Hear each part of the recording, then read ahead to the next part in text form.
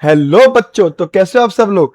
आशा करता हूँ सब बढ़िया होंगे and welcome to my channel. तो आज हम लोग बेटा नया चैप्टर शुरू करने जा रहे हैं जिसका नाम है बॉडी फ्लूइड्स एंड सर्कुलेशन। जी हाँ, ये ह्यूमन फिजियोलॉजी का मेरी तरफ से सेकंड लास्ट चैप्टर है और बहुत बढ़िया चैप्टर है, मेरे को तो बढ़िया लगता है।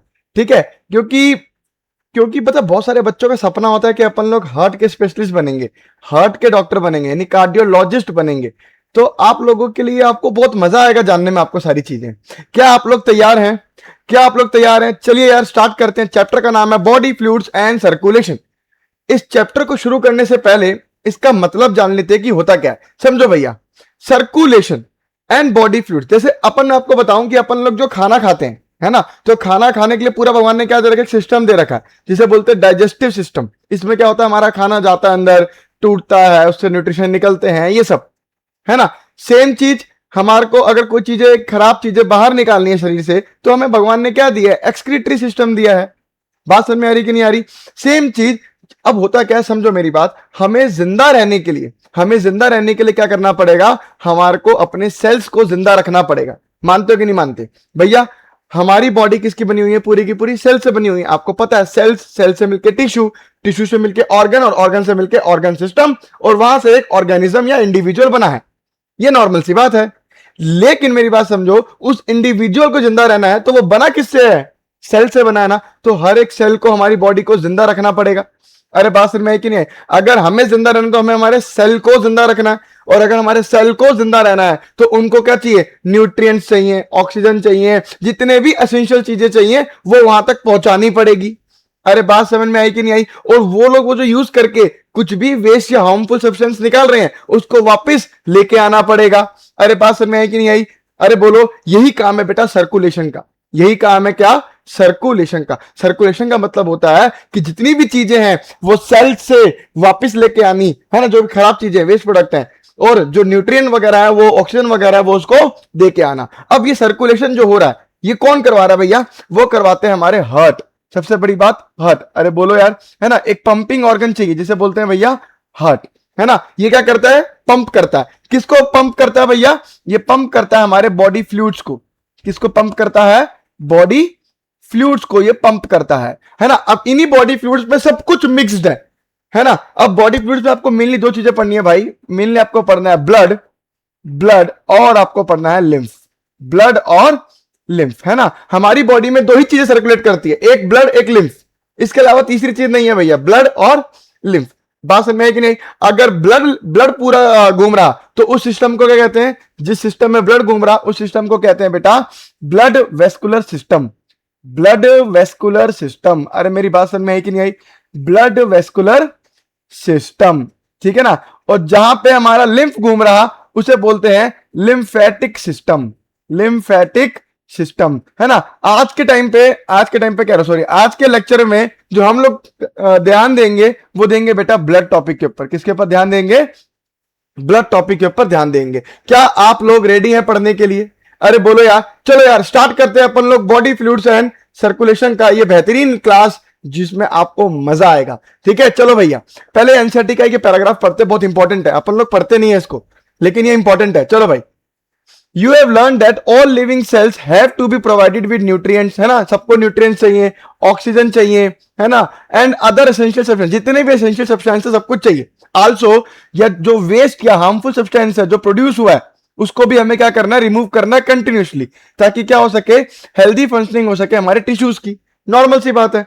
तो इसलिए यहां पे एसेंशियल है एक इफेक्टिव या एफिशिएंट मैकेनिज्म होना चाहिए, ताकि ये इन सब्सटेंस की क्या हो सके, मूवमेंट हो सके to the cells and from the cells. इसे बोलते हैं टू एंड फ्रो मोशन। क्या बोलते हैं? टू। अरे भैया सीधी बात है, सेल को दे भी सके, वो सेल से ले भी सके। बात समझ में है कि नहीं? अब ये सबका सेम नहीं होता है ना। अब देखो क्या है, डिफरेंट ग्रुप ऑफ ऑर्गेनिज्म या डिफरेंट ग्रुप ऑफ एनिमल्स ने डिफरेंट मेथड एवॉल्व किया है ये ट्रांसपोर्ट का। जैसे सिंपल ऑर्गेनिज्म होंगे, है ना, सिंपल ऑर्गेनिज्म जैसे कि स्पॉन्जेस, सिलेंट्रेट्स, है ना, ये लोग क्या करते हैं, इनके अंदर ऐसा कुछ नहीं है कि हार्ट होगा या ब्लड वेसल, ऐसा कुछ भी नहीं है इनके पास। इनके पास क्या है भैया, नॉर्मल सी चीज है। देखो क्या है, इनके पास क्या होता है, इनमें क्या होता है, पानी आता है पानी जाता है, पानी आता है पानी आता है। जो भी अच्छी चीजें होंगी पानी ले आएगा, जो भी खराब चीजें होंगी उसके शरीर में से पानी ले जाएगा। अरे बात समझ में आई कि नहीं आई? तो ऐसा होता है इनके अंदर, देखो भैया। तो like sponges and coelenterates circulate water from their surroundings through their body cavities to facilitate the cells to exchange the substances. सीधी बात है, इनकी बॉडी में कैविटीज होती है और ये अपना काम करते हैं। जितने ज्यादा कॉम्प्लेक्स ऑर्गेनिज्म होंगे वो उतने ही स्पेशल फ्लूइड को यूज करेंगे, है ना, ताकि वो ट्रांसपोर्ट कर सके सच मटेरियल। तो ब्लड जो है तो बेटा वो मोस्ट कॉमनली यूज्ड है, ठीक है ना। तो blood is the most commonly used body fluid by most of the higher organism including humans. तो हायर ऑर्गेनिज्म में ब्लड जो होता है वो मोस्ट कॉमनली यूज्ड फ्लूइड है, ठीक है, इंक्लूडिंग एनिमल्स। किस पर्पस के लिए? इसी चीजों के ट्रांसपोर्ट के लिए। अनदर एक और बॉडी फ्लूइड है बेटा जिसे बोलते हैं लिम्फ। क्या होता है बाद में जानेंगे। Also help in the transport of certain substances. इनका भी कुछ काम होता है कि ये भी ट्रांसपोर्ट में हेल्प करते हैं। तो आप अच्छा, लिम्फ को बेटा टिश्यू फ्लूइड भी कहते हैं। Lymph is also known as tissue fluid, ठीक है ना। तो in this chapter you will learn about the composition and properties of blood and lymph, that is tissue fluid। तो आप इसके अंदर प्रॉपर्टीज और इसकी कॉम्पोजिशन जानोगे और ये मैकेनिज्म भी जानोगे कि कैसे ब्लड को सर्कुलेट किया जाता है हमारी पूरी बॉडी के अंदर। क्या आप लोग तैयार हैं पढ़ने के लिए? क्या आप लोग तैयार हैं भाई? बहुत मजा आने वाला, बस सुनते चलना, ठीक है भैया। चलो भैया अब स्टार्ट कर रहे हैं ब्लड के बारे में। किसके बारे में? ब्लड के बारे में। देखो भाई, ब्लड एक तरीके का हमारा स्पेशल कनेक्टिव टिश्यू है। क्या है? स्पेशल कनेक्टिव टिश्यू है जिसमें क्या क्या है मैं आपको बता रहा हूं, समझना। जिसमें एक तो पार्ट है फ्लूइड मैट्रिक्स जिसे बोलते हैं बेटा प्लाज्मा, और दूसरा बोलते हैं फॉर्म्ड एलिमेंट्स। क्या बोलते हैं? फॉर्म्ड एलिमेंट्स, ठीक है। चलो भैया अब मैं आप लोगों को लेके चलता हूं इस पेज पे, ठीक है भाई। देखो यार, ब्लड के अंदर अगर ब्लड की बात करूं बेटा तो ब्लड हमारा एक तरीके का स्पेशल कनेक्टिव टिश्यू है। क्या है? स्पेशल कनेक्टिव टिश्यू है। क्या मेरी बात समझ में आई कि नहीं आई? अब इसके अंदर दो चीजें होती हैं भाई। इसके अंदर एक होती है आपकी मैट्रिक्स वाला पार्ट। क्या होता है? मैट्रिक्स वाला पार्ट, ठीक है ना। मैट्रिक्स वाले पार्ट को बोलते हैं प्लाज्मा। क्या बोलते हैं भैया? प्लाज्मा। बात समझ में आई कि नहीं आई? है ना। और कुछ होते हैं इसके अंदर हमारे सेल्स वाले पार्ट। क्या होते हैं? सेल्स वाले पार्ट। इन्हें एनसीईआरटी बोलती है फॉर्म्ड एलिमेंट्स। क्या बोलती है भाई? Formed elements. तो हमारे ब्लड को दो हिस्सों में बांटा गया है। एक है मैट्रिक्स वाला पार्ट जिसे बोलते हैं प्लाज्मा, और दूसरे वाला पार्ट है फॉर्म्ड एलिमेंट्स जिसमें हमारे सेल्स आते हैं, जैसे आरबीसीज, डब्ल्यूबीसीज एंड प्लेटलेट्स। क्या मेरी बात समझ में आई कि नहीं आई? ब्लड में से जो मैट्रिक्स वाला पार्ट है, प्लाज्मा वाला पार्ट है बेटा, 55% जो होता है वो आपका ब्लड प्लाज्मा ही होता है, पानी वाला पार्ट, लिक्विड वाला पार्ट, ठीक है। बाकी जो सेल वाला पार्ट है वो होता है 45%। क्या होता है? 45%। अरे मेरी बात समझ में आई कि नहीं आई? अब देखो, स्टडी ऑफ ब्लड को बोलते हैं बेटा, स्टडी ऑफ ब्लड को बोलते हैं हिमेटोलॉजी। अरे लॉजी मतलब स्टडी, हिमेट वर्ड यूज करेंगे ब्लड के लिए, तो study of blood is known as haematology. अरे बात समझ में आई कि नहीं आई? इसके अलावा फॉर्मेशन ऑफ ब्लड को क्या बोलते हैं? फॉर्मेशन ऑफ ब्लड को बोलते हैं बालक हीमोपोइसिस। अरे मेरी बात समझ में आई कि नहीं आई? हीमोपोइसिस बोलते हैं। अरे स्टडी ऑफ ब्लड को हिमेटोलॉजी बोलते हैं और फॉर्मेशन ऑफ ब्लड को हीमोपोइसिस बोलते हैं। अब समझो ये ब्लड कैसे बनना शुरू हुआ, किसने बनाना शुरू किया पहली बार, ये समझना बहुत जरूरी है। जब हम लोग मम्मी के पेट में होते हैं, है ना, जब हम लोग मां के पेट में होते हैं तो पहली बार जो ब्लड बनाता है बेटा वो होता है हमारा यॉर्क सैक। कौन बनाता है? यॉर्क सैक, ठीक है। फिर उसके बाद धीरे धीरे क्या होता है, यॉर्क सैक ब्लड बनाना बंद करता है। उसके बाद जो ये काम दिया जाता है वो काम दिया जाता है बेटा हमारे लीवर को। भाई लीवर का बहुत सारे काम है, बहुत सारे। आपका डाइजेस्टिव सिस्टम कट चुका है। जब भी मैं डाइजेस्टिव सिस्टम पढ़ाता था ना उसमें लीवर के बारे में 2 पेज लिखवाता था, ठीक है। इतना इतना वाइड फंक्शन है लीवर का, ठीक है ना। तो यॉर्क सैक पहली बार हमारा क्या बनता था? ब्लड बनाता था। उसके बाद ये काम दिया गया हमारा लीवर को, और उसके बाद ये काम दिया गया बेटा हमारे बोन मैरो को ये काम दिया गया, है ना। सर ये बोन मैरो कहां प्रेजेंट होता है? नाम समझो, बोन मैरो प्रेजेंट होगा आपके बोन के अंदर। किसके अंदर? बोन के अंदर। अरे बात समझ में आई कि नहीं आई? ठीक है। तो पहले सबसे पहला काम था यॉर्क सैक का ब्लड बनाने का, उसके बाद लीवर का, और उसके बाद बोन मैरो का काम हो गया। बोन मैरो कहां प्रेजेंट होता है भैया? बोन के अंदर प्रेजेंट होता है ना। किसके अंदर प्रेजेंट होता है मैं आपको बताता हूं। कैसी बोन्स के अंदर? लॉन्ग बोन्स के अंदर ये प्रेजेंट होता है। लॉन्ग बोन्स मतलब जैसे हमारी हाथ की हड्डी, है ना, हमारा स्टर्नम, हमारे रिब्स, ये जो लॉन्ग बोन्स होती है ना, इनके अंदर प्रेजेंट होता है हमारा बोन मैरो। अरे बात समझ में आई कि नहीं आई? अब क्या होता है क्या नहीं होता ये भी समझ लो, इधर देखो भैया, है ना। तो एक लॉन्ग बोन में अगर आपको यहां बना के दिखाऊं, एक लॉन्ग बोन अगर मैं आपको यहां पे बना के दिखाऊं, ठीक है, ऐसे करके, ये देखो, ये वाला, है ना। तो ये होता है आपका बोन मैरो, ठीक है। अब बोन मैरो में दो चीजें होती है, देखो, ये जो ये वाला पार्ट है ना, ये वाला पार्ट, इसे बोलते हैं बेटा स्पॉन्जी पार्ट। क्या बोलते हैं? ऐसे मैं आपको लाइन खींच देता हूं, है ना। ये वाला पार्ट होता है बेटा स्पॉन्जी पार्ट, स्पॉन्जी पार्ट। अरे बात समझ में आई कि नहीं आई? स्पॉन्जी पार्ट, है ना। और ये वाला पार्ट को कहते हैं बेटा compact part of the bone, compact part of the, compact part of the bone बोलते हैं। अरे बात समझ में आई कि नहीं आई? अब स्पॉन्जी पार्ट में होता है बेटा हमारा red bone marrow, red bone marrow. और यही हमारा क्या करता है? यही हमारा एक तरीके से ब्लड का फॉर्मेशन करता है, ठीक है। ये यहां पे भी क्या होगा? Red bone marrow, red bone marrow. और यहां पे हमारा जो होता है कॉम्पैक्ट वाले पार्ट में, यहां पे होता है येलो बोन मैरो। क्या प्रेजेंट होता है?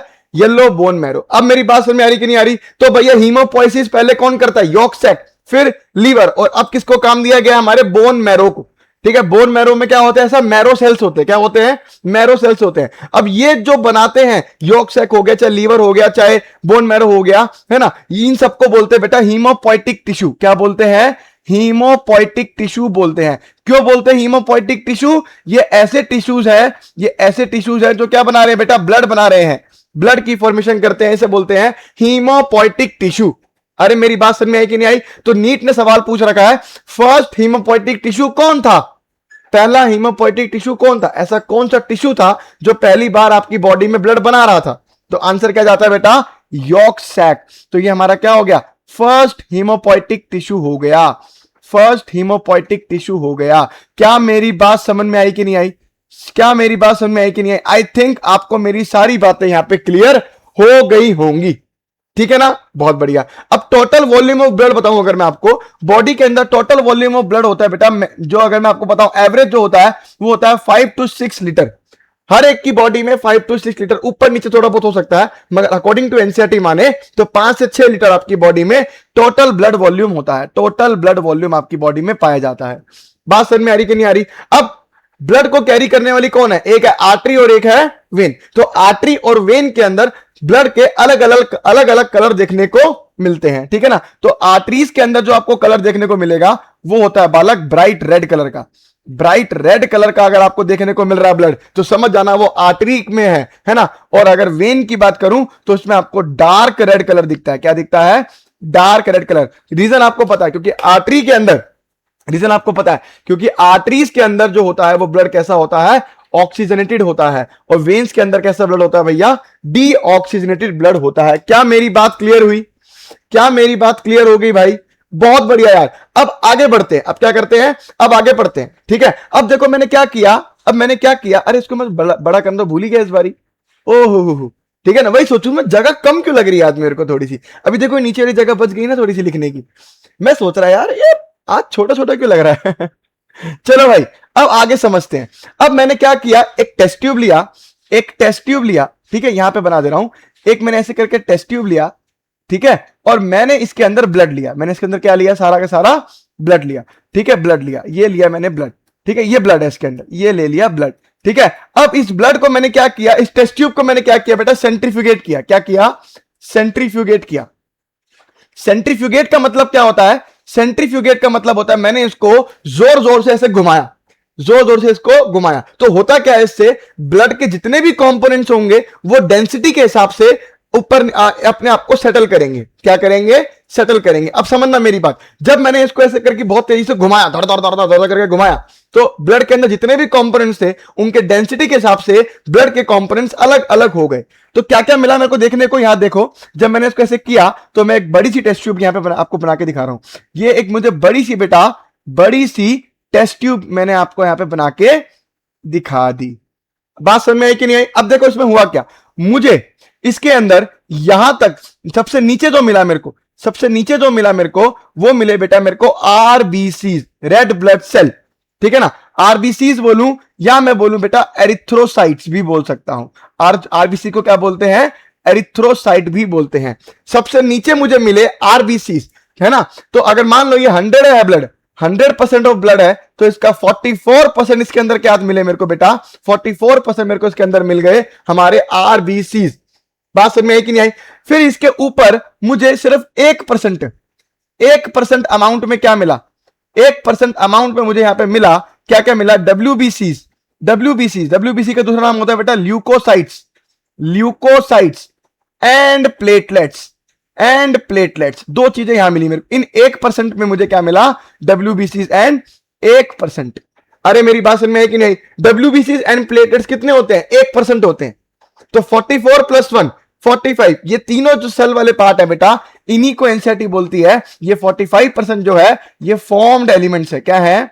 फॉर्म्ड एलिमेंट्स हैं। अरे मेरी बात क्लियर हुई कि नहीं हुई? टोटल मिला के कितना हो गया, 45%। कितना हो गया, 45%। बात समझ में आ रही है कि नहीं आ रही? सारी बातें समझ में आ रही होंगी बालक, ठीक है। और बाकी बचा बेटा 55%, बाकी बचा जो मेरा 55% वो हो गया बालक प्लाज्मा। वो क्या कहलाता है?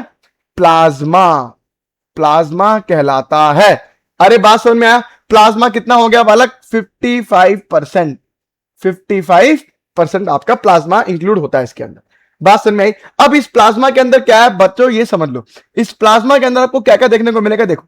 इस प्लाज्मा के अंदर आपको मैक्सिमम अमाउंट में जो देखने को मिलता है वो मिलता है पानी, मैक्सिमम अमाउंट। इसलिए प्लाज्मा लिक्विड पार्ट है, मैट्रिक्स पार्ट है। बात समझ में आई? इसमें आपको मिलता है पानी। पानी कितना, करीब करीब बेटा 90 से लेके 92%, 90 से लेके 92% तो आपको क्या मिलता है इसके अंदर, पानी देखने को मिलता है, ठीक है। इसके अलावा बाकी आपको देखने को मिलते हैं इसके अंदर प्रोटीन्स।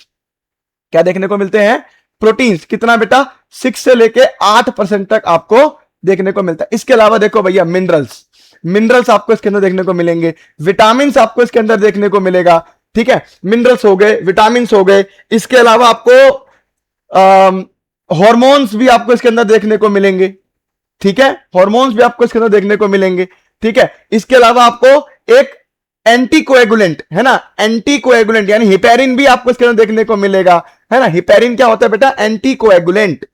एंटीकोएगुलेंट, एंटीकोएगुलेंट क्या करता है भैया, ये कोएगुलेंट क्या करते हैं, व्हाट इज कोएगुलेंट क्या करते हैं, कोएगुलेंट करते हैं कि ब्लड को क्लॉट कर देते हैं। क्या कर देते हैं, ब्लड को क्लॉट करते हैं, है ना। तो हिपेरिन होता है इसके अंदर, ब्लड के प्लाज्मा के अंदर क्या होता है, हिपेरिन होता है, ताकि क्या करे, ब्लड चलते हुए नसों में या आर्टरीज वेन्स में जाते हुए ब्लड क्लॉट ना कर जाए।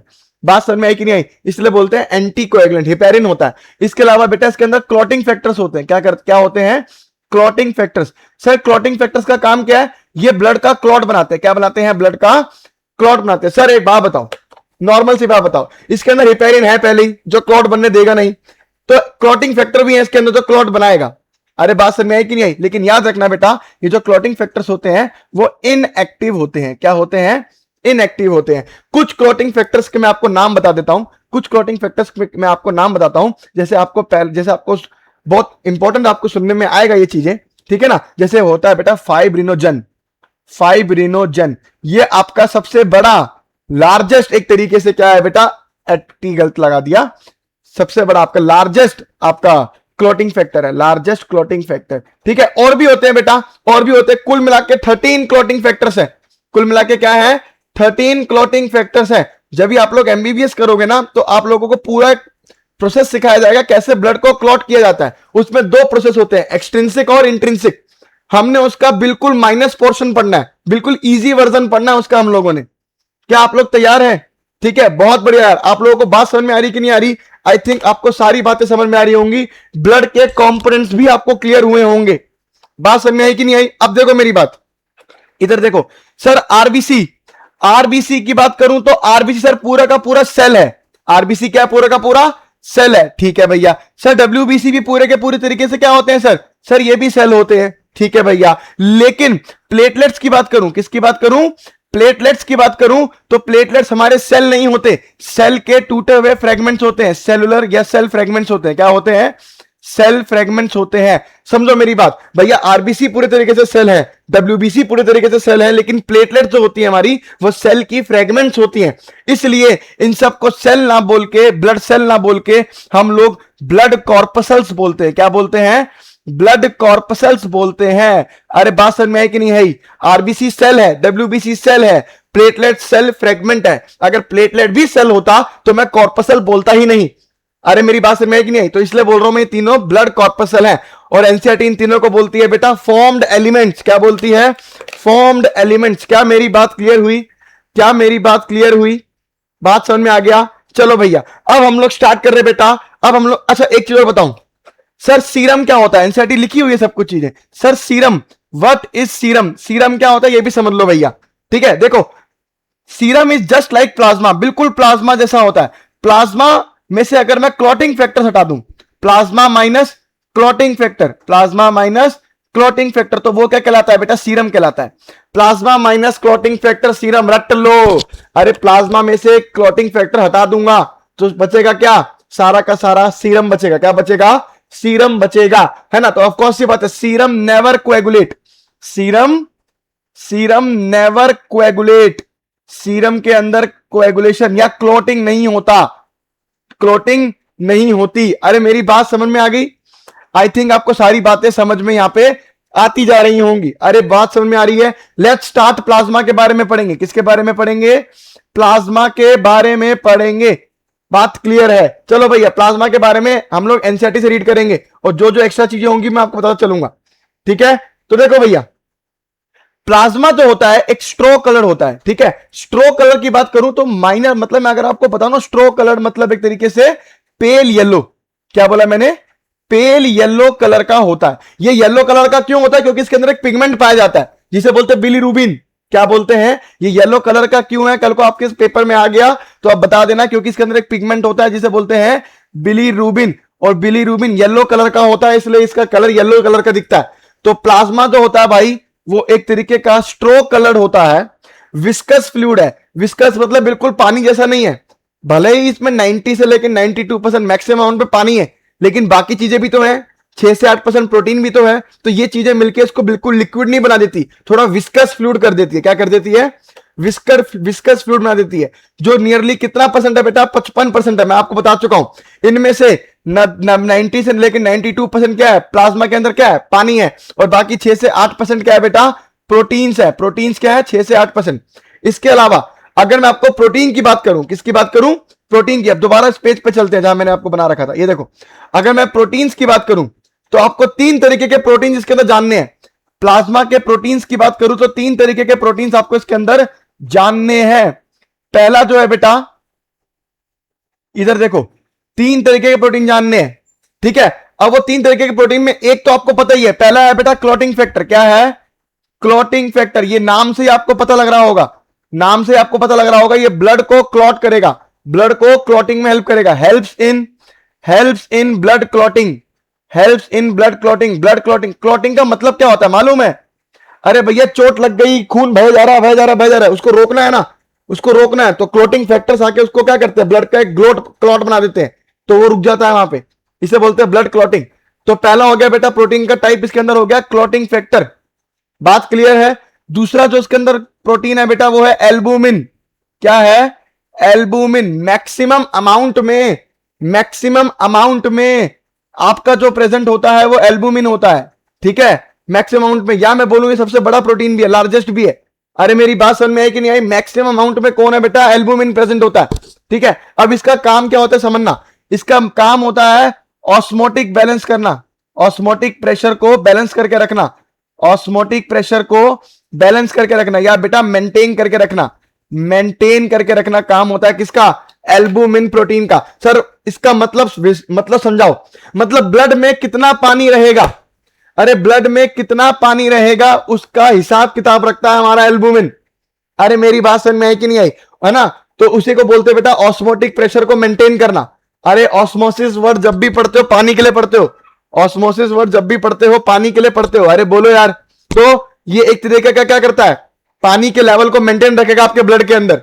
बात क्लियर है? तो पहला हो गया क्लॉटिंग फैक्टर, दूसरा हो गया एल्बुमिन, तीसरा जो होता है बेटा वो होता है ग्लोबुलिन। ग्लोबुलिन नाम से समझो, ग्लोब्यूलिन। ग्लोब्यूल कैसे होते हैं बेटा? स्फेरिकल शेप के होते हैं। कैसे होते हैं? स्फेरिकल शेप के होते हैं। अरे बात समझ में आ रही कि नहीं आ रही? अब ये जो स्फेरिकल शेप के होते हैं ग्लोबुलिन, है ना, इनमें भी बहुत तरीके के ग्लोबुलिन है, अल्फा बीटा। अपने को कौन सा जानना है? मेन आपको जानना है गामा ग्लोबुलिन के बारे में, गामा ग्लोबुलिन के बारे में। गामा ग्लोबुलिन को बेटा इम्यूनोग्लोबुलिन भी कहते हैं, इम्यूनोग्लोबुलिन भी कहते हैं। क्यों कहते हैं इसको इम्यूनोग्लोबुलिन? इसका बहुत बड़ा कारण है, इम्यूनो वर्ड जो होता है बेटा वो रिलेट किया गया इम्यूनिटी से। इम्यून जो वर्ड है वो रिलेट किया गया इम्यूनिटी से, और इम्यूनिटी क्या, ये क्या करती है, गामा ग्लोबुलिन क्या फॉर्म करती है बेटा, एंटीबॉडीज।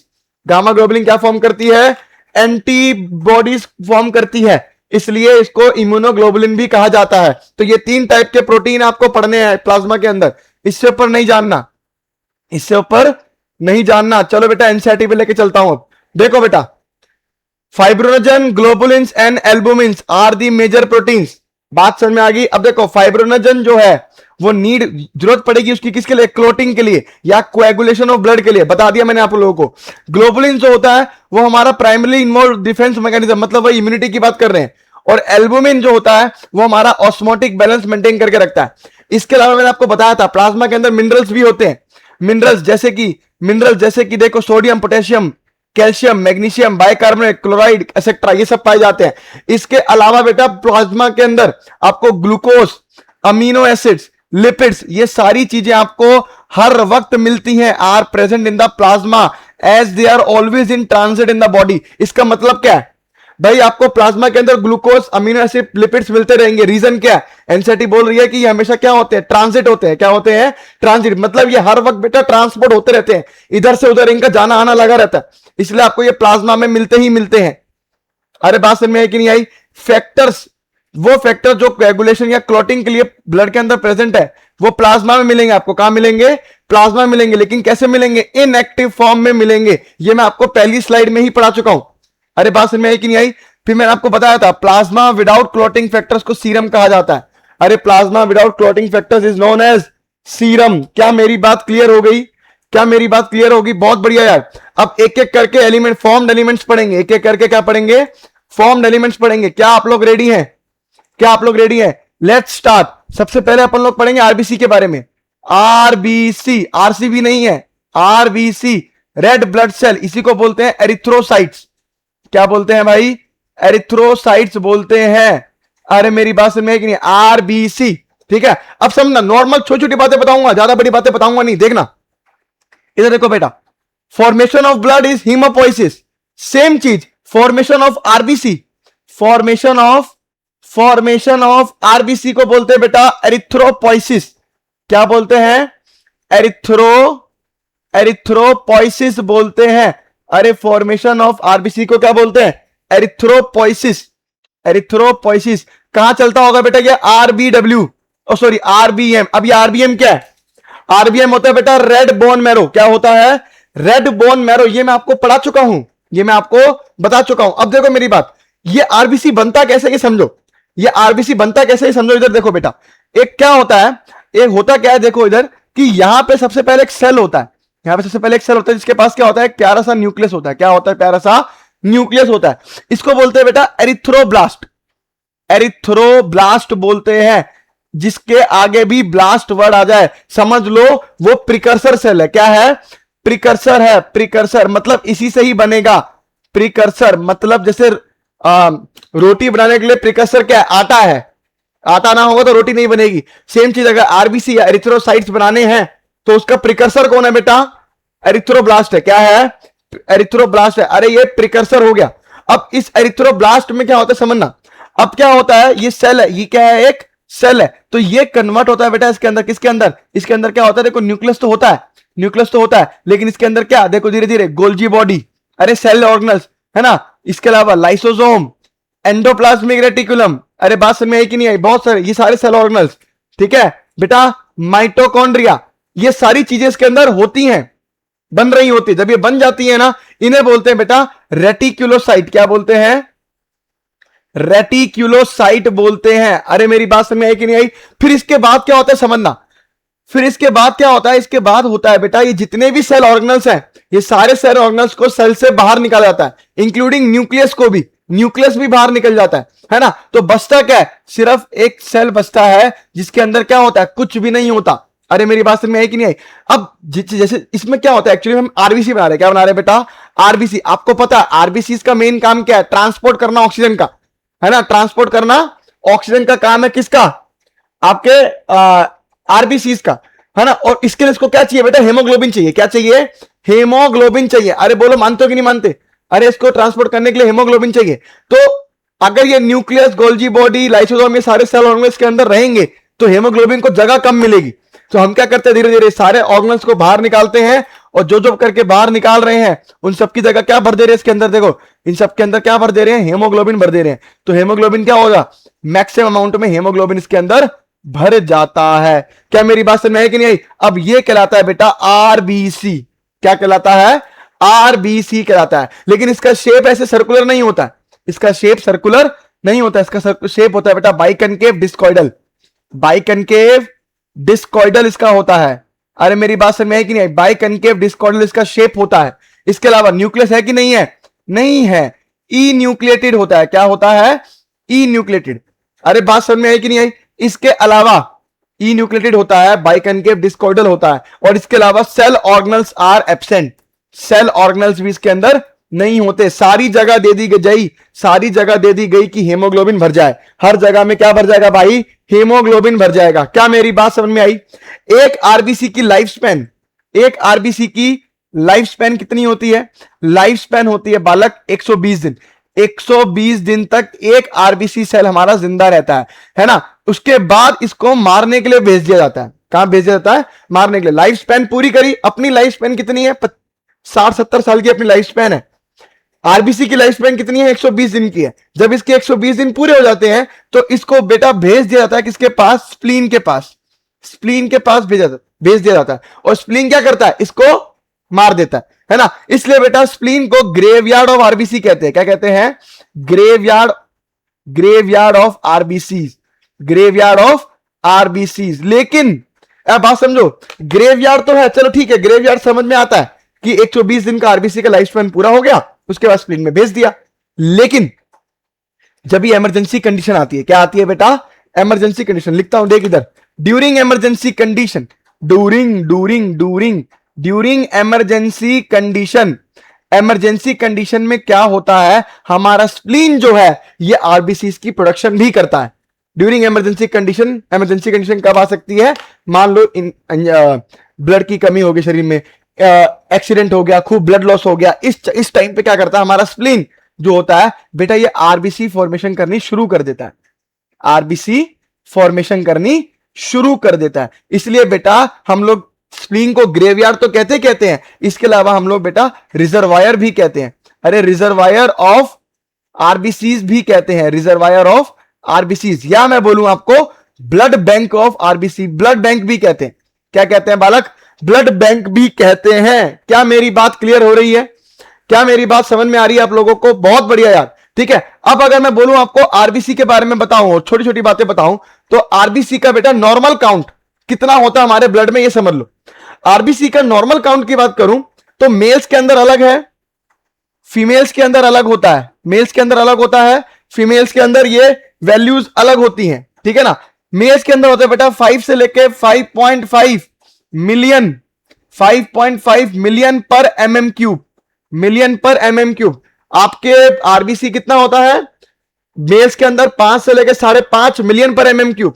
फीमेल के अंदर ये वैल्यू 4.5 से 5 होती है, 4.5 से 5 मिलियन पर mm क्यूब, पर मिलियन पर mm क्यूब। कम होती है उनसे, फीमेल के अंदर थोड़ी कम होती है। रीजन क्या है? अरे फीमेल को मेंसेस पीरियड्स आते हैं हर महीना, इसलिए उनका ब्लड लॉस होता है थोड़ा थोड़ा।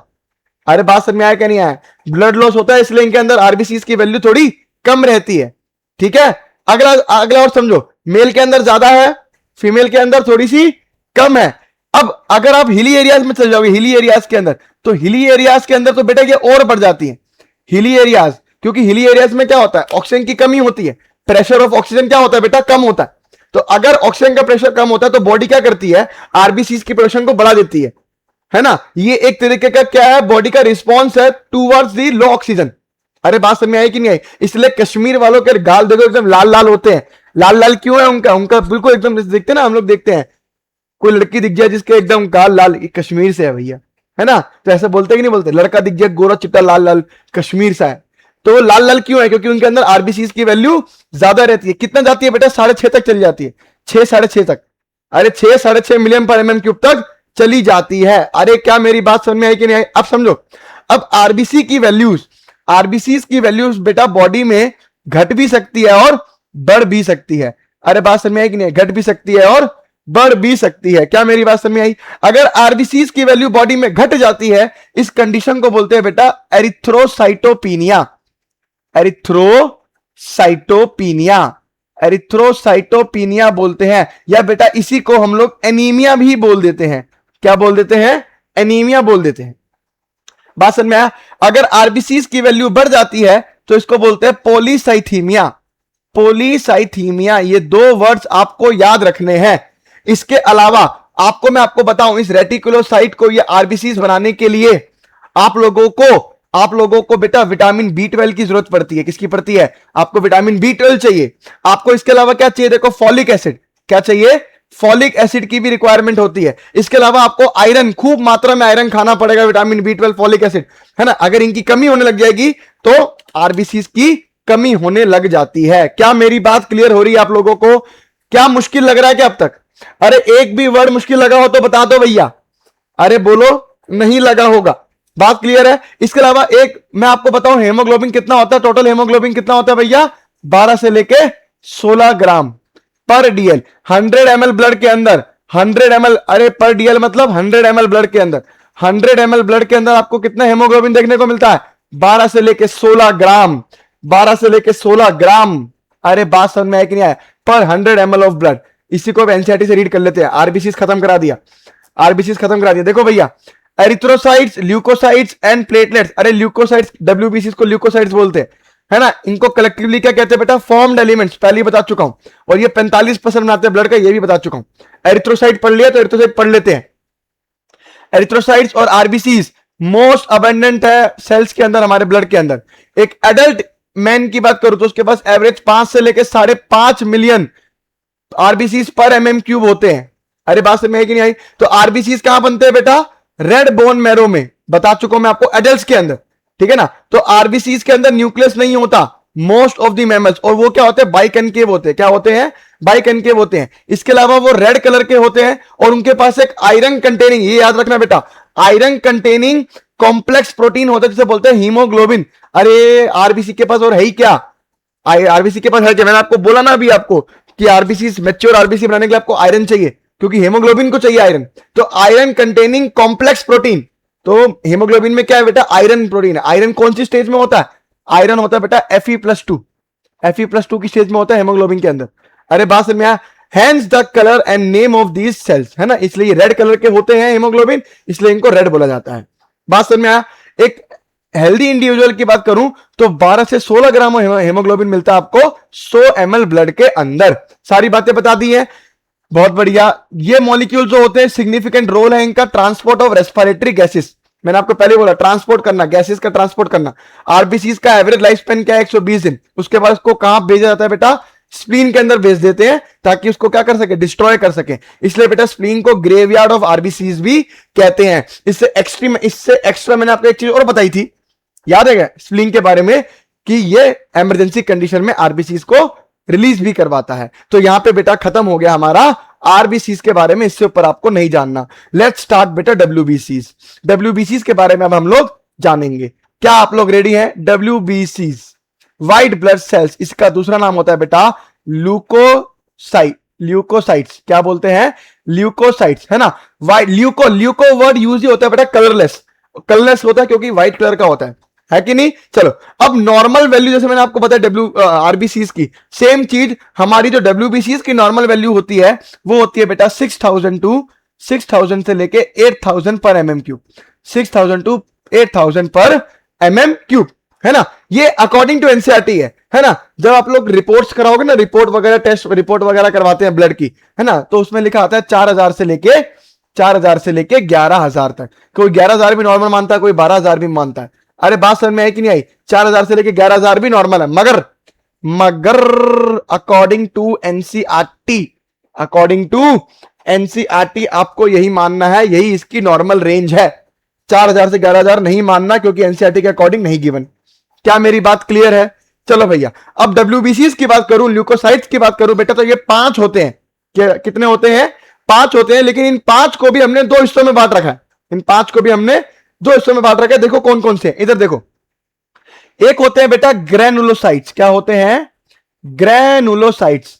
ग्रैनुलोसाइट्स। सर ग्रैनुलोसाइट्स होते हैं और दूसरे सेल्स होते हैं ए ग्रैनुलोसाइट्स। क्या कहलाते हैं? ए ग्रैनुलोसाइट्स कहलाते हैं। अरे एक हो गए हमारे ग्रैनुलोसाइट्स और एक हो गए ए ग्रैनुलोसाइट्स। क्या होता है इसका मतलब समझो। साइट्स का मतलब सेल, ग्रेनुअल मतलब ग्रेनुअल्स, है ना, ग्रेनुअल मतलब दाने दाने लाइक स्ट्रक्चर। तो ये ऐसे सेल्स हैं, ऐसे सेल्स हैं जिनके अंदर दाने दाने दाने दाने प्रेजेंट होंगे, ग्रेनुअल्स प्रेजेंट होते हैं। इफ ग्रेनुअल्स प्रेजेंट तो ग्रेनुलोसाइट्स, ग्रेनुअल्स एब्सेंट तो ए ग्रेनुलोसाइट्स। क्या मेरी बात क्लियर है? क्या मेरी बात क्लियर है? डब्ल्यूबीसीज के अंदर बेटा न्यूक्लियस पाए जाते हैं, डब्ल्यूबीसीज के अंदर न्यूक्लियस पाए जाते हैं, ये भी आपको याद रखना है, ये ई न्यूक्लिएटेड नहीं होते। बात ठीक है? चलो भैया, अब ग्रेनुलोसाइट्स के अंदर मैं आपको बताऊं तो आपको इसमें तीन चीजें पढ़नी है। क्या पढ़नी है? तीन चीजें पढ़नी है। पहला जो होता है बेटा ग्रेनुलोसाइट, उसे बोलते हैं न्यूट्रोफिल। क्या बोलते हैं? न्यूट्रोफिल। ठीक है। उसके बाद अगला होता है बेटा एसिडोफिल, है ना। एसिडोफिल से अच्छा जो एंसेटन लिखा हुआ है वो लिखता हूं इयोसिनोफिल, इयोसिनोफिल। ठीक है। और एक होता है बेटा बेसोफिल, बेसोफिल। ये तीन होते हैं इसके अंदर। बात समझ में आई? और एक ग्रेनुलोसाइट्स के अंदर दो होते हैं, दो होते हैं, मोनोसाइट्स, मोनोसाइट्स, और आता है आपका बेटा लिम्फोसाइट्स। दो चार पांच चीजें होंगी, पांच चीजें हो गई कि नहीं हो गई? बोलो यार, अरे बोल दो। लिम्फोसाइट्स, है ना। तो ग्रेनुलोसाइट्स में आता है आपका न्यूट्रोफिल, इयोसिनोफिल, बेसोफिल। ठीक है। और एक ग्रेनुलोसाइट में आता है आपका मोनोसाइट और लिम्फोसाइट। मैं इसको ऐसे याद रखता हूं, नेवर ईट बनाना, है ना, मतलब लिम्फोसाइट पहले लिखता है मैं अगर तो लाइक मंकी, है ना। तो नेवर ईट बनाना लाइक मंकी। तो पहले तीन ग्रेनुलोसाइट है, यानी न्यूट्रोफिल, इयोसिनोफिल और बेसोफिल। और अगले दो क्या है बेटा? एक ग्रेनुलोसाइट है, मोनोसाइट्स एंड लिम्फोसाइट्स। बात क्लियर हो गई? अब हम लोग एक एक करके एक एक के बारे में जानेंगे, एक एक करके एक एक के बारे में जानेंगे। क्या आप लोग रेडी हैं? मुश्किल तो नहीं है, लेकिन हां रटने वाली चीजें हैं थोड़ी सी। ठीक है ना। तो अब देखो, न्यूट्रोफिल्स की बात करूं, नाम से समझो, न्यूट्रल, ये न्यूट्रल होते हैं। ये कैसे सेल है? न्यूट्रल है। न्यूट्रल क्या होता है अभी समझा रहा हूं, देखना भैया। अब न्यूट्रोफिल्स के अंदर जो ग्रेनुलोसाइट होते हैं, क्या होते हैं? ग्रेनुलोसाइट होते हैं, ये बेटा एसिडिक भी होते हैं। ग्रेनुलोसाइट जो होते हैं ये एसिडिक भी होते हैं, एसिडिक भी होते हैं और बेसिक ग्रेनुल्स दोनों प्रेजेंट होते हैं। अरे एसिडिक ग्रेनुल्स भी हैं और बेसिक ग्रेनुल्स भी हैं। मतलब ये एसिडिक और बेसिक ग्रेनुल क्या होता है समझो। कैसे, किस बेस पे मैं आपको बोल रहा हूं कि एसिडिक है कि बेसिक है, समझो। हम लोग ना इसको डाई डालते हैं इसके अंदर। क्या करते हैं? डाई। अगर हम लोग एसिडिक डाई डालते हैं और अगर वो रिएक्ट कर जाए तो वो एसिडिक हो गया। बेसिक डाई डाल दें, बेसिक से रिएक्ट कर गया तो वो बेसिक हो गया। ठीक है ना। तो न्यूट्रोफिल हमारा एसिडिक डाई और बेसिक डाई दोनों से रिएक्ट करता है और एट द एंड जो रिजल्ट देता है बेटा वो एसिडिक और बेसिक मिला के न्यूट्रल दे देता है।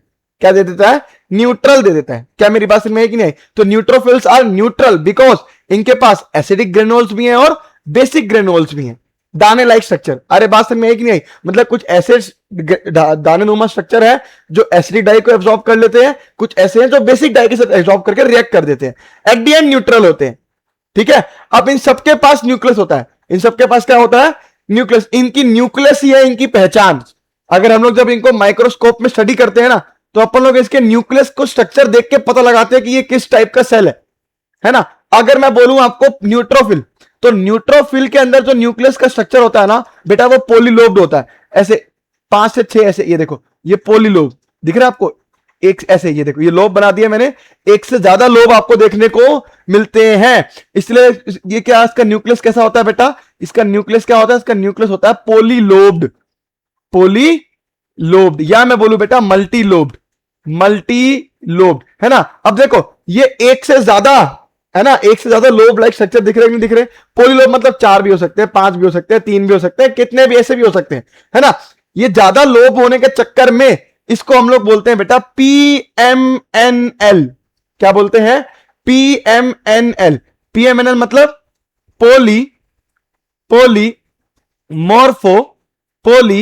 मोर्फो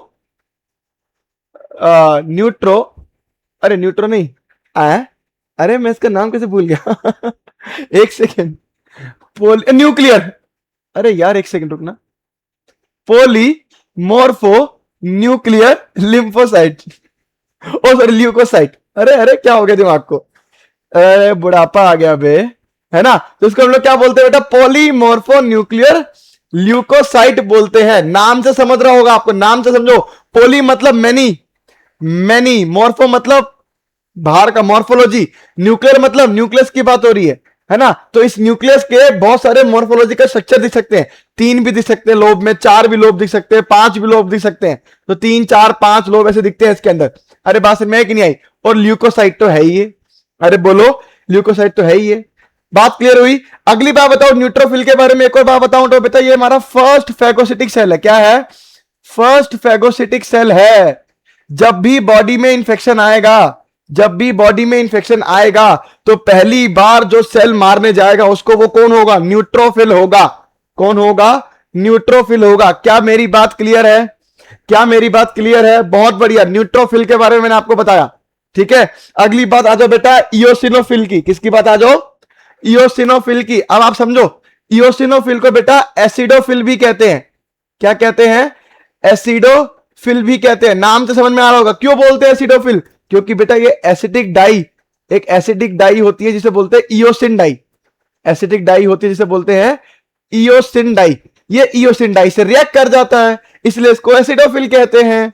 अरे मेरी बात समझ में आई कि नहीं। एसिडोफिल मतलब एसिडिक डाई से रिएक्ट करता है, फिल मतलब लविंग, एसिड लविंग। अरे मेरी बात समझ में आई कि नहीं आई। और डाई का नाम क्या है, इयोसिन डाई। अरे बात क्लियर है, अरे बोल दो, अरे बोलो, है। आगे देखो, इयोसिन की बात करूं, इसका जो न्यूक्लियस होता है बेटा, इसका जो क्या होता है, न्यूक्लियस होता है। भाई पानी, पानी नहीं, पानी चाहिए, चलो कोई नहीं। इसका जो न्यूक्लियस होता है बेटा वो होता है बाइलोब्ड। क्या होता है, बाइलोब्ड होता है। अब मेरे को लगता है पानी सीधा तभी होगा जब अपन लोग उठेंगे यहां से, ठीक है। तो इयोसिनोफिल की बात करूं तो न्यूक्लियस बाइलोब्ड इन बाइलोब्ड होता है। मतलब देखो ऐसे, पट पट पट पट, ये लो, ये ऐसे हो गया, है ना।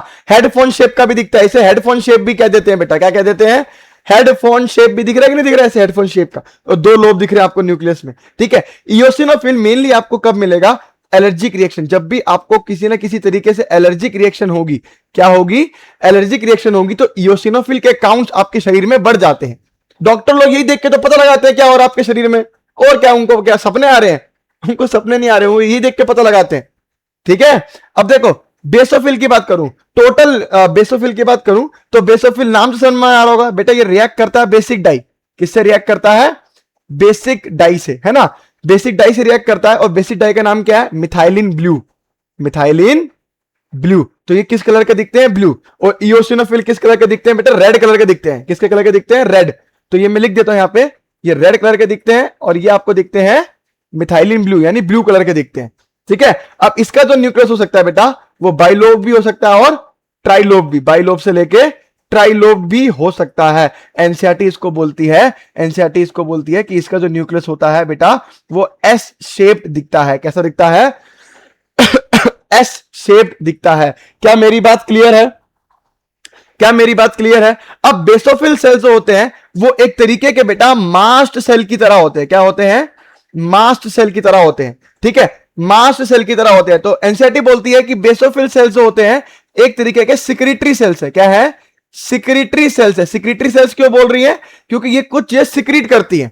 सेम लाइक मास्ट सेल, जो हमारी बॉडी में मास्ट सेल होते हैं ना, वो भी सिक्रीट करते हैं। क्या क्या सिक्रीट करते हैं समझो, क्या क्या सिक्रीट करते हैं समझो, है ना। एक सिक्रीट करते हैं बेटा ये लोग हेपेरिन। क्या सिक्रीट करते हैं, हेपेरिन। और अब मैं आपको बहुत बार बता चुका हूं, हेपेरिन होते हैं हमारे एंटी कोएगुलेंट। क्या होते हैं, एंटी कोएगुलेंट। अरे बता दिया, बहुत बढ़िया। अरे ठीक है, बहुत बढ़िया। इसके अलावा देखो, इसके अलावा क्या होता है बेटा, हिस्टामिन, हिस्टामिन। और तीसरी चीज रिलीज होती है बेटा सेरोटोनिन। ये 3 चीजें सिक्रीट करता है हमारा मास्ट सेल, या मैं बोलूं हमारा बेसोफिल, क्योंकि बेसोफिल भी क्या एक तरीके का मास्ट सेल की तरह ही काम करता है। तो हेपेरिन, हिस्टामिन और सेरोटोनिन। हिस्टामिन क्या करता है, हिस्टामिन एक तरीके का बेटा वेसोडाइलेशन, वेसोडाइलेशन मतलब आपकी क्या होगी, ब्लड वेसल को डायलेट करवा देगा, वेसोडाइलेशन करवाता है, ठीक है ना।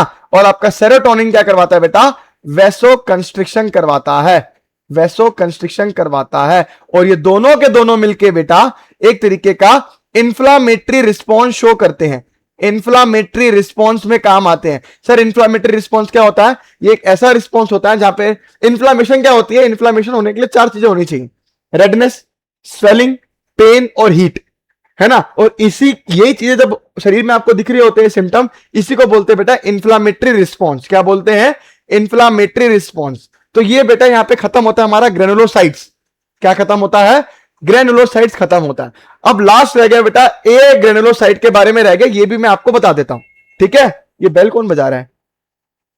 अच्छा, हमारी काम वाली आई होगी इस वक्त, ठीक है। चलो कोई बात नहीं, अभी बता रहा हूं ए ग्रेनुलोसाइट्स के बारे में, बहुत छोटी बात बताऊंगा, समझना। देखो भैया, ए ग्रेनुलोसाइट्स में 2 चीजें आती हैं, एक आते हैं मोनोसाइट्स और एक आते हैं लिम्फोसाइट्स, ठीक है। मोनोसाइट्स की बात करूं तो आपको मैं बता रहा हूं, आपको पहले सी बात बता रहा हूं कि बेटा आज मेरे को लग रहा है कि सब कुछ खराब होने वाला है। ये लार्जेस्ट डब्ल्यूबीसीज है। क्या है बेटा? लार्जेस्ट डब्ल्यूबीसीज होते हैं, लार्जेस्ट डब्ल्यूबीसीज होते हैं। अब मेरी बात समझना, ये लार्जेस्ट होते हैं और इसके बगल वाले बेटा बताऊं तो ये स्मॉलेस्ट होते हैं। लार्जेस्ट और ये होते हैं स्मॉलेस्ट। तो लार्जेस्ट डब्ल्यूबीसीज आपके ये हो गए, स्मॉलेस्ट डब्ल्यूबीसीज आपके ये हो गए, ठीक है। अब मेरी बात समझना, मोनोसाइट्स क्या होते हैं? ये भी एक तरीके के फैगोसिटिक सेल हैं। ये भी एक तरीके के क्या है? फैगोसिटिक सेल है। फैगोसिटिक सेल मतलब इंफेक्शन होगा तो ये भी उस इंफेक्शन को खाने जाएंगे या मारने जाएंगे। लेकिन इसमें एक कंसेप्ट है, पहली बार जो मारने जाता है वो कौन जाएगा बेटा? न्यूट्रोफिल। पहली बार जो मारने जाएगा वो कौन जाएगा? न्यूट्रोफिल मारने जाता है। जब न्यूट्रोफिल से बात नहीं होती है, नहीं बनती है, तब हमारे मोनोसाइट जाते हैं। क्या करते हैं? मोनोसाइट जाते हैं। और जब इन मोनोसाइट से भी नहीं हो पाता तो ये बहुत सारे मोनोसाइट्स आपस में मिल जाते हैं और एक बड़ा सा सेल बना लेते हैं, जिसे बोलते हैं बेटा, जिसे बोलते हैं मैक्रोफेज। क्या बोलते हैं? मैक्रोफेज, है ना। और ये मैक्रोफेज बेटा जाके जो भी इंफेक्शन है उसको मारता है। मेरे बात समझ में आएगी नहीं? सबसे पहले न्यूट्रोफिल जाते हैं, अगर वो नहीं मार पाए तो हमारे मोनोसाइट्स जाएंगे, मोनोसाइट्स भी नहीं मार पाए तो मोनोसाइट्स आपस में जुड़ के बना लेते हैं मैक्रोफेज, फिर वो उनको खाते हैं या मारते हैं। अरे बात समझ में आई कि नहीं आई?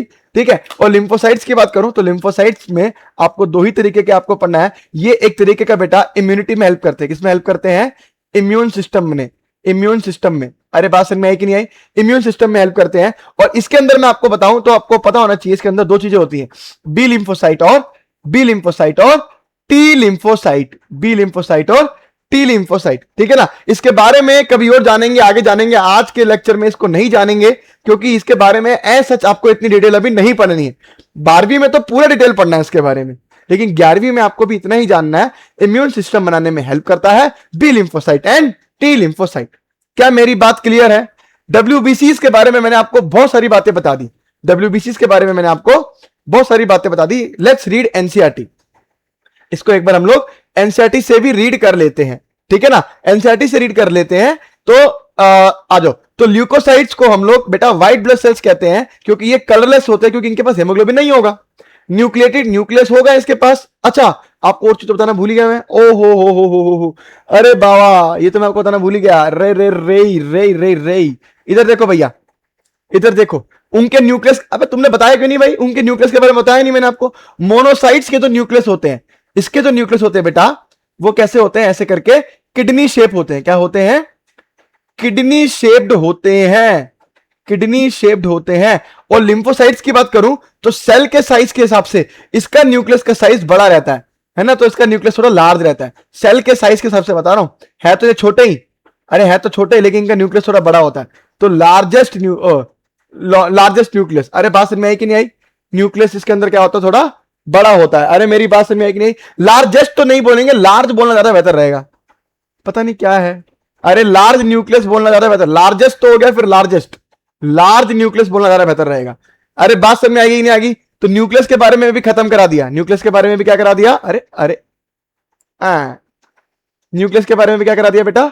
खत्म करवा दिया, ठीक है ना। चलो भाई, अब देखो मैक्सिमम अमाउंट की बात करूं तो मैक्सिमम अमाउंट में कौन कौन प्रेजेंट होता है ये समझा रहा हूं। देखो, नेवर लेट मंकी ईट बनाना, कभी भी मंकी को बनाना खाने मत देना।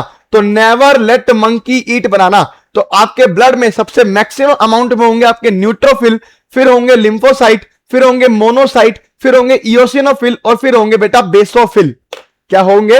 बेसोफिल। तो ये आपकी ऐसे पेपरों में आएगा, मैक्सिमम अमाउंट में न्यूट्रोफिल, फिर लिम्फोसाइट, फिर आपका मोनोसाइट, इओसिनोफिल और बेसोफिल। तो याद करने का तरीका क्या है? Never let monkey, never let monkey eat banana. याद रहेगा कि नहीं रहेगा? ठीक है। अब इसकी कुछ परसेंटेज दे रखी है। क्या दे रखी है बालको? परसेंटेज दे रखी है। क्या क्या परसेंटेज दे रखी है जरा देख लो। एनसीईआरटी में परसेंटेज दे रखी है। एनसीईआरटी में क्या दे रखी है? इसकी परसेंटेज दे रखी है। देखो भैया, मैं आपको बता चुका हूं 6000 से 8000 होते हैं पर mm cube. Leucocyte generally short lived होते हैं, ज्यादा टाइम रहते नहीं है। दो कैटेगरी होते हैं डब्ल्यूबीसीज की, ग्रेनुलोसाइट्स और ए ग्रेनुलोसाइट्स, बता चुका हूं। न्यूट्रोफिल, इओसिनोफिल, बेसोफिल्स क्या है? ग्रेनुलोसाइट्स हैं। और लिम्फोसाइट्स, मोनोसाइट्स क्या है? ए ग्रेनुलोसाइट्स हैं, बता दिया। ठीक है। न्यूट्रोफिल सबसे ज्यादा अमाउंट में होंगे, 60 से लेकर 65%।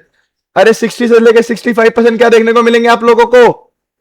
अरे बोलो, 60 से 65% देखने को मिलेंगे न्यूट्रोफिल। ठीक है ना। और बेसोफिल लीस्ट होते हैं 0.5 से लेके 1%। तो यहां पे देखो, अरे 60 से लेके 65% आपको देखने को मिलता है क्या? न्यूट्रोफिल। 0.5 से लेके 1% कौन देखने को मिलता है? बेसोफिल। ये मेरे ख्याल से 18 से लेके 25 या 20 होता है। अभी देखते हैं एनसीईआरटी में कितना लिखा है, क्योंकि ये सब एनसीईआरटी की बातें लिखनी है आप लोगों को। ठीक है ना। इधर देखो, न्यूट्रोफिल्स, मोनोसाइट्स कहां गया भैया? न्यूट्रोफिल्स एंड मोनोसाइट्स 6 to 8%, है ना। तो इन्होंने क्या किया? न्यूट्रोफिल्स और मोनोसाइट्स को मिला के ही लिख दिया 6 to 8% आर फैगोसिटिक, है ना। तो न्यूट्रोफिल्स और मोनोसाइट आपको पता ही है, फैगोसिटिक सेल्स होते हैं जो डिस्ट्रॉय करते हैं फॉर ऑर्गेनिज्म को, है ना। बेसोफिल की बात करूं तो सिक्रीट करते हैं हिस्टामिन, सेरोटोनिन, हेपेरिन, और इसके अलावा, है ना, एंड सॉरी इसके अलावा क्या, और ये इन्वॉल्व होते हैं इन्फ्लेमेटरी रिएक्शंस में। अरे सारी बातें बता चुका हूं। इओसिनोफिल्स आपके बढ़ेंगे इंफेक्शन में, जब भी इंफेक्शन हो जाएगा या फिर क्या हो जाएगा? एलर्जिक रिएक्शन हो जाएगी। क्या हो जाएगी? अरे एलर्जिक रिएक्शन हो जाएगी, ये मैं आपको बता चुका हूं। तो इओसिनोफिल का कितना वैल्यू दे रखा है? अरे 2 से 3%। इओसिनोफिल का कितना दे रखा है? 2 से 3%। मोनोसाइट कितना होता है? 6 से 8%।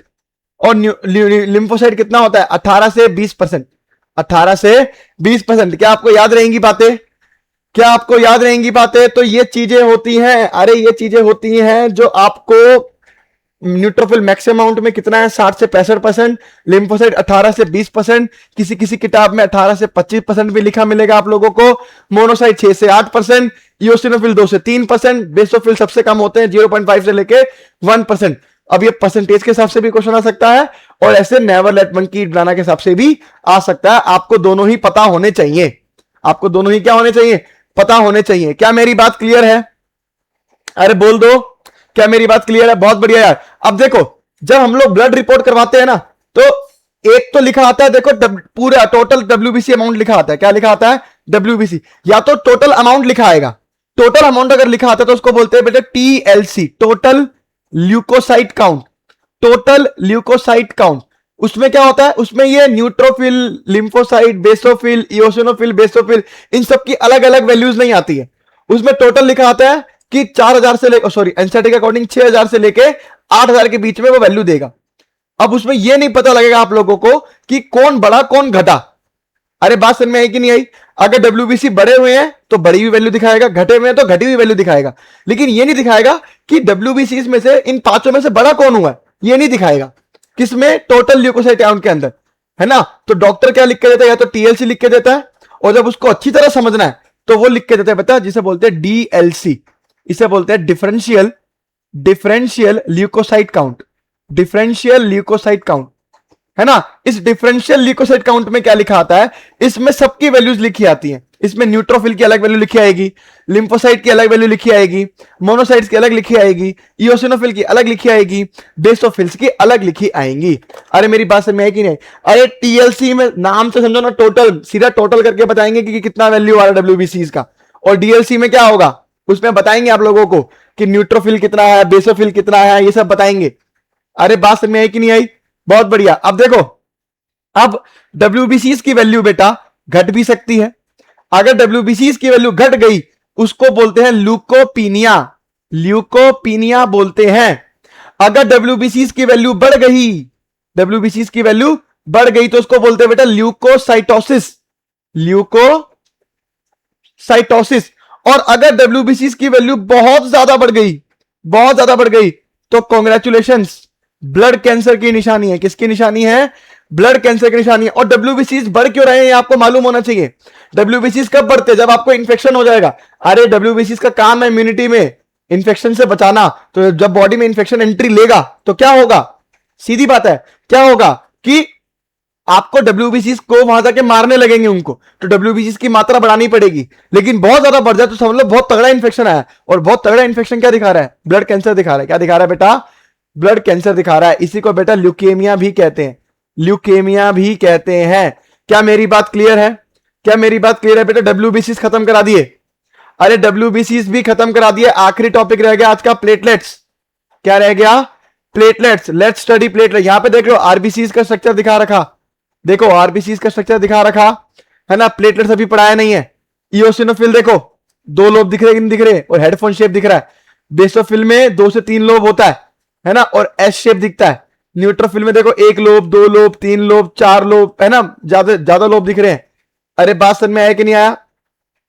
मोनोसाइट की बात करो, देखो किडनी शेप दिख रहा है। अरे ठीक है, तो ये सब आपको याद रखना है ना। और अगर आप लिम्फोसाइट देखो तो देखो ये सेल छोटा है लेकिन इसके अंदर का न्यूक्लियस कितना बड़ा देखो, है ना, तो न्यूक्लियस बड़ा होता है इनका। अरे मेरी बात क्लियर हो गई। Let's start placenta. ओ प्लेसेंटा क्या, लेट्स स्टार्ट प्लेटलेट्स। प्लेटलेट्स के बारे में बताने जा रहा हूं बेटा, प्लेटलेट्स के बारे में बताने जा रहा हूं। लास्ट टॉपिक है आज का, प्लेटलेट्स। प्लेटलेट्स पढ़ाऊंगा, ठीक है ना, प्लेटलेट्स पढ़ाऊंगा। देखो भैया प्लेटलेट्स का काम क्या होता है? प्लेटलेट्स का दूसरा नाम होता है बेटा, पहले तो समझ लो, प्लेटलेट्स का दूसरा नाम है थ्रोम्बोसाइट्स। क्या नाम है? थ्रोम्बोसाइट्स कहते हैं इनको, ठीक है। साइट्स मतलब सेल, थ्रोम्बो, थ्रोम्बो का मतलब क्या होता है समझ लो। थ्रोम्बो का मतलब होता है क्लॉट बनाना। क्या बनाना? क्लॉट। अरे ब्लड का क्लॉट बनाना, ब्लड का क्लॉट बनाता है ये। अरे मेरी बात समझ में आई कि नहीं आई? ये प्लेटलेट्स भी कहां बनते हैं बेटा? रेड बोन मैरो में बनते हैं। कहां बनते हैं? रेड बोन मैरो में ही बनते हैं। कहां बनते हैं भैया? रेड बोन मैरो में ही बनते हैं, ठीक है।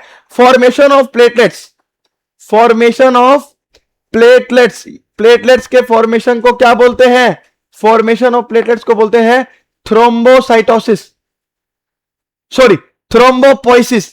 पता नहीं क्या हो रहा है आज, आज मुझे लग रहा है कि मेरा ना थोड़ा दिमाग या थोड़ा सा ध्यान पता नहीं कहां जा रहा है, पता नहीं क्या हो गया, एकदम से कुछ बोल दे रहा हूं, क्या हो जा रहा है, कोई बात नहीं। फॉर्मेशन ऑफ प्लेटलेट्स क्या होती है बेटा? थ्रोम्बोपोइसिस। क्योंकि टाइम ज्यादा हो रहा है ना यार, मुझे जाना है, टाइम ज्यादा हो रहा है। तो कभी कभार क्या होता है ना, अपन लोग बिजी रहते हैं और फिर भी क्लास ले रहे होते। और मैंने सोचा था आज के लेक्चर में कि प्लेटलेट्स के साथ साथ blood clotting, blood coagulation system भी पढ़ा दूंगा, लेकिन अब वो हो नहीं पाएगा मेरे से। इसका रीजन एक ही है, क्योंकि मुझे अभी निकलना है। तो अगले लेक्चर में आपको पढ़ाऊंगा, वो टेंशन मत लो। प्लेटलेट्स के बारे में बता के अगले लेक्चर में पढ़ा दूंगा सारा काम, ठीक है ना। तो फॉर्मेशन ऑफ प्लेटलेट्स को बोलते हैं थ्रोम्बोपोइसिस। अरे बात समझ में आई कि नहीं आई? ठीक है, रेड बोन मैरो में ही होता है ये भी। क्या होता है? रेड बोन मैरो में ही होता है।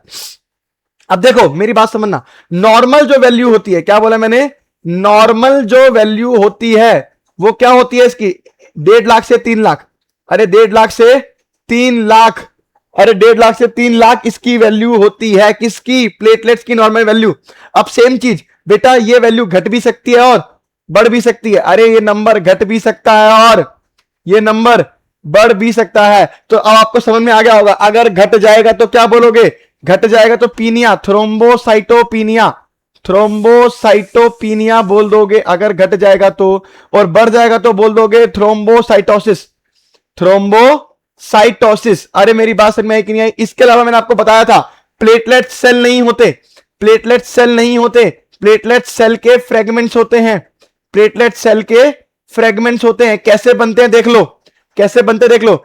एक सेल है बेटा, ये क्या है? सेल है। इस सेल को बोलते हैं मेगा कैरियोसाइट्स, मेगा कैरियोसाइट्स बोलते हैं इनको, मेगा कैरियोसाइट्स।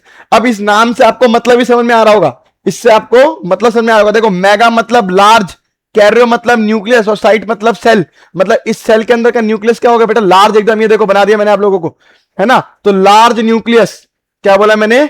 लार्ज न्यूक्लियस होता है। अब ये सेल क्या करता है? ये टूटता है, छोटे छोटे छोटे छोटे छोटे छोटे छोटे छोटे सेल्स के अंदर क्या करता है? टूट जाता है ना। ये देखो छोटे छोटे छोटे छोटे से, ऐसे नहीं बनाऊंगा, इधर देखो छोटे छोटे इरेगुलर शेप ऑफ सेल्स के अंदर क्या कर जाता है बेटा? ये टूट जाता है, और ये छोटे सेल्स को बोलते हैं बेटा, इर्रेगुलर सेल्स को बोलते हैं प्लेटलेट्स। क्या बोलते हैं? प्लेटलेट्स बोलते हैं। ये होते हैं बेटा इर्रेगुलर, क्या होते हैं? इर्रेगुलर इन शेप होते हैं। अरे बात समझ में आई कि नहीं आई? इसके अलावा इनके पास भी न्यूक्लियस नहीं होता, ई न्यूक्लिएटेड होते हैं, ई न्यूक्लिएटेड होते हैं। इसके अलावा बेटा बहुत ही डेलिकेट होते हैं, बहुत जल्दी से ब्रेक कर जाते हैं, डेलिकेट होते हैं, पतले से डेलिकेट होते हैं। अरे बात समझ में आई कि नहीं आई? इसके अलावा बेटा स्टिकी, चिपचिपे होते हैं। ये चार प्रॉपर्टीज आपको प्लेटलेट्स की पता होनी चाहिए। ये चार प्रॉपर्टी आपको प्लेटलेट्स की पता होनी चाहिए। क्या क्या है? इर्रेगुलर इन शेप, न्यूक्लियस नहीं होता, डेलिकेट होते हैं और स्टिकी होते हैं। अगर ये चार प्रॉपर्टीज हैं तभी प्लेटलेट्स क्या करवा पाएगा? तभी प्लेटलेट्स हमारा ब्लड को क्लॉट करवा पाएगा। ब्लड को क्या करवा पाएगा? क्लॉट करवा पाएगा। अरे प्लेटलेट्स का मेन काम क्या है? ब्लड क्लॉटिंग करवाना, ब्लड क्लॉटिंग करवाना। ये नंबर किस में घटता है? प्लेटलेट्स का नंबर मेनली कौन सी बीमारी में घट जाता है? ये आप लोग मेरे को बताओ। ये आप लोग को पता है, डेंगी में। अरे डेंगी बोलते हैं कुछ लोग, डेंगू बोलते हैं, लेकिन ये डेंगी होता है। क्या होता है? डेंगी होता है। तो अपन लोग अब अपने अगले लेक्चर में मिलेंगे, ठीक है? आशा करता हूं आपको ये लेक्चर पसंद आया होगा, ठीक है? अगले लेक्चर में हम लोग प्लेटलेट्स का फंक्शन समझेंगे कि कैसे ये क्लॉटिंग करवाता है। क्या करवाता है? कैसे ये अच्छा क्लॉटिंग करवाता है, ठीक है ना? प्लेटलेट्स के बारे में एनसीईआरटी से रीड कर लेना, प्लेटलेट्स के बारे में एनसीईआरटी से रीड कर लेना। बहुत ही छोटी वैल्यू दे रहे, बहुत ही छोटा वैल्यू बारे में बता रखा है इसके बारे में, ठीक है ना? तो हम लोग अगले लेक्चर में मिलेंगे। अगले लेक्चर में हम लोग समझेंगे कि कैसे ब्लड ग्रुपिंग की जाती है। ब्लड ग्रुपिंग के बाद समझेंगे कोएगुलेशन ऑफ ब्लड। अरे मेरी बात क्लियर है कि नहीं क्लियर है?